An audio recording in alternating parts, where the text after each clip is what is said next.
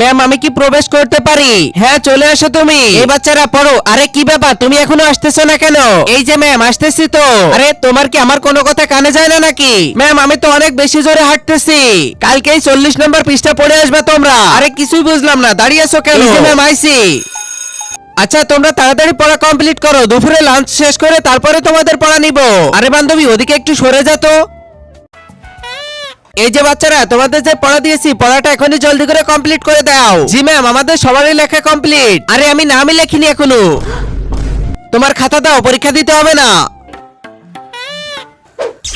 সকাল 9টা বেজে, সকাল 12টা, দিন পেরিয়ে রাত চলে আসলো, এখন আমার ঘুম ভাঙছে না কেন? A B small. আরে ধ্যাৎ, এটা কি লাগাইছে ও? কিছুই বুঝতেছি না। ওর পড়াশোনা তো আমার মাথার ভিতরে ঘুরতেছে, এখন কি করব আমি?